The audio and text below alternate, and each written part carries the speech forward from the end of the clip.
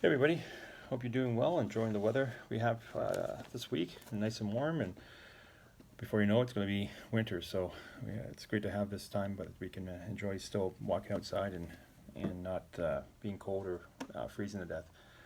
Today, I just want to share with you from Matthew 24, starting at verse 42, the illustration of the two servants, and where Matthew here writes is being ready for Christ for His return.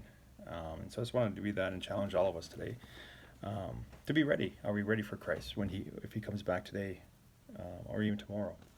So let me read from verse 42. Therefore, be on the alert, for you do not know which day your Lord is coming.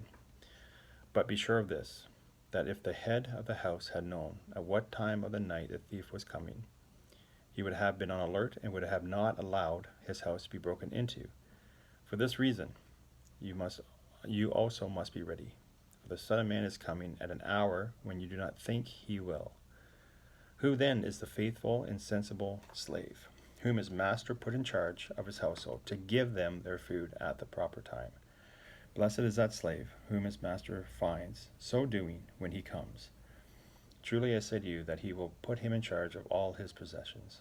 But if that evil slave says in his heart, my master is not coming for a long time, and begins to beat his fellow slaves and eat and drink with drunkards, the master of that slave will come on a day when he does not expect him, and at an hour which he does not know, and will cut him into pieces and assign him a place with the hypocrites.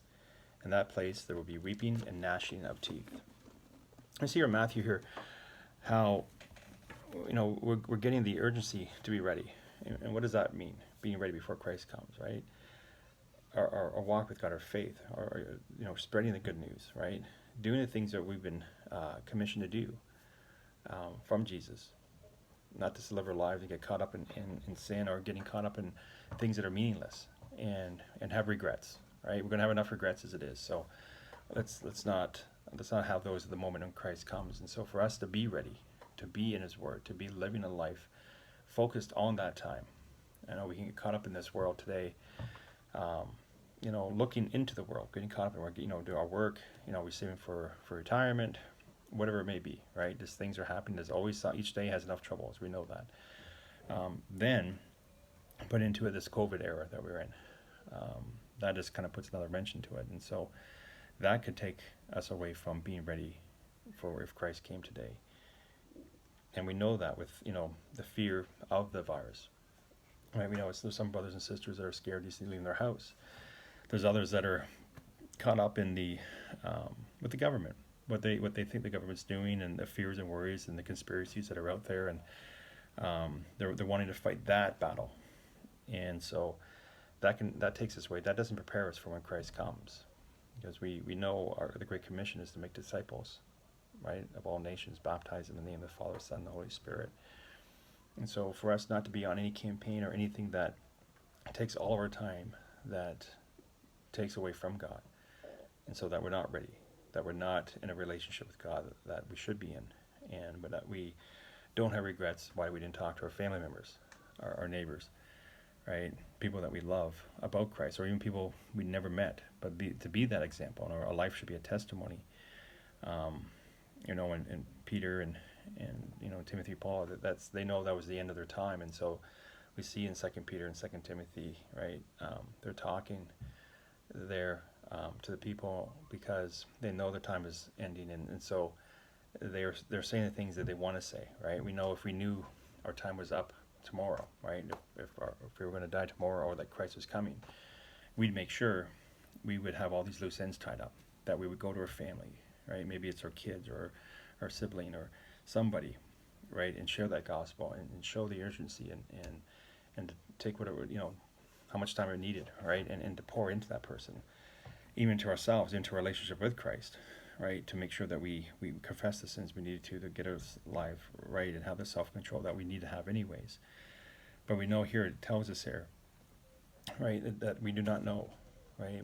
He's going to come when we don't think he's coming. And so we need to be ready each day. We need to remind ourselves today could be the day. Let's be ready for that bridegroom.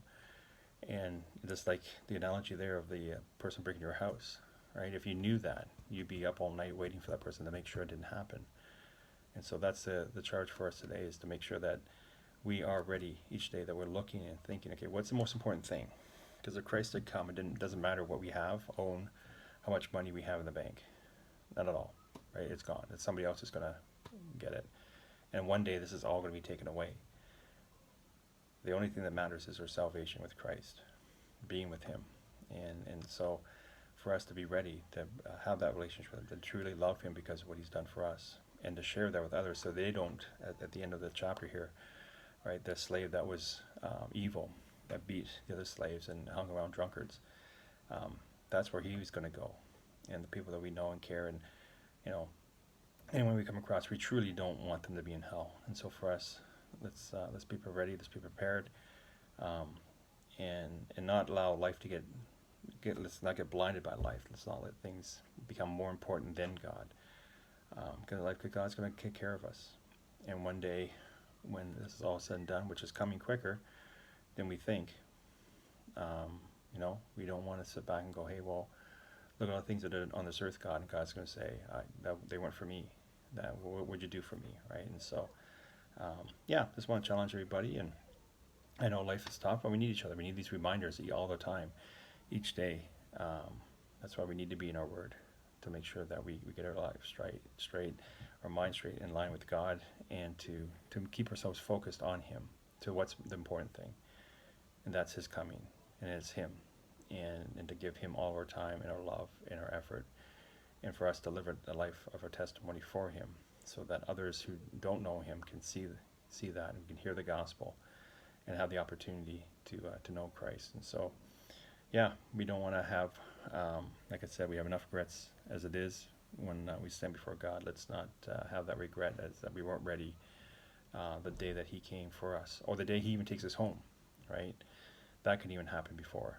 And so, life is short. It can happen. We can get sick. We're finite. So, we never know what day that God's going to call us home. So let's be ready, because the blessings are going to be more, and we're not going to have those wishes of, oh man, if I only knew, if I only took the time. Because how we live our life too is going to show our family. And so, let's be ready for Christ, and show our spouses and our kids and the church, this is how we are as Christians. This is the example we needed to be. Okay, I think I've gone on long enough. I just want to challenge everybody, and I hope you have a good week. And let's all spur each other on to live for Christ, and to live for that moment that He comes for us each day. All right, have a good week, and I'll see you in a while. I think we do once a week, so you're lucky you don't have to hear me every week. All right, so we'll talk to you later.